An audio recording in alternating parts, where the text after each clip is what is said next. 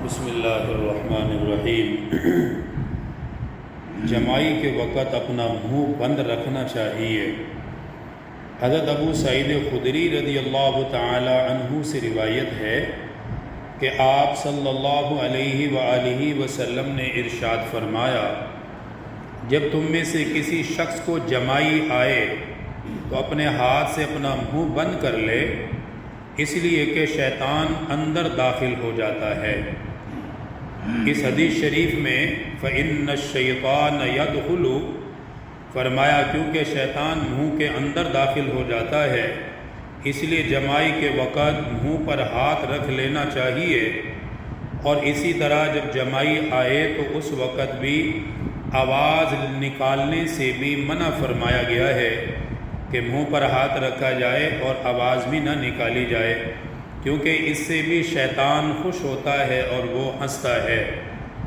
حدیث کا یہ عمل گویا شیطان کو ذلیل اور ناکام بنانے کے لیے ہے۔ شیطان کا منہ کے اندر داخل ہونا اس کا مطلب یہ ہے کہ حقیقتاً یا تو شیطان منہ کے اندر چلا جاتا ہے، یا اس سے مراد یہ ہے کہ جمائی آنے کے وقت اگر منہ بند نہ کیا جائے تو اس سے شیطان کا اثر بھی انسان کے اندر داخل ہو جاتا ہے، اور اس اثر کے ذریعے سے وہ انسان کو بہکاتا ہے اور اس کے اندر وہ غلط خیالات پیدا کرتا ہے۔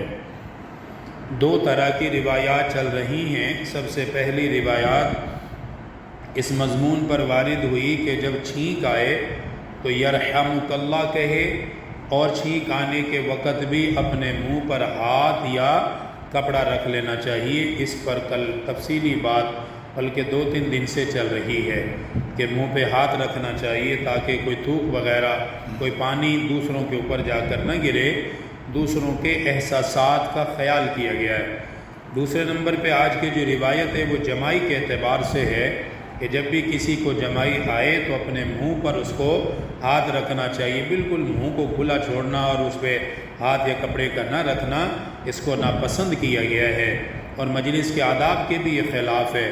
تو اس لیے مجلس کے آداب میں سے یہ ہے کہ جب بھی کسی مجلس میں بیٹھے ہوں تو کسی بھی صورت میں چھینک آنے کی صورت میں بھی اپنے منہ پر ہاتھ رکھے یا کپڑا رکھے۔ اسی طرح کھانسی وغیرہ، اگر کسی کو نزلہ زکام یا کھانسی وغیرہ، اس وقت بھی منہ پہ ہاتھ رکھنا تاکہ دوسروں پر کوئی تھوک وغیرہ کے اثرات نہ آئیں کہ جس سے لوگ آر محسوس کریں۔ تیسرے نمبر پہ کہ جمائی آئے تو جمائی کے آنے کے وقت بھی اپنے منہ پر ہاتھ رکھنا چاہیے یا کپڑا وغیرہ رکھ لینا چاہیے۔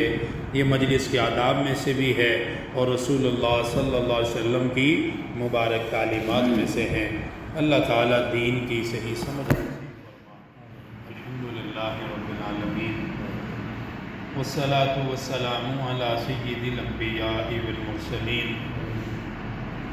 ربنا آتنا فی الدنیا حسنہ وفی الآخرۃ حسنہ وقنا عذاب النار وقنا عذاب القبر وقنا عذاب الحشر وقنا عذاب المیزان۔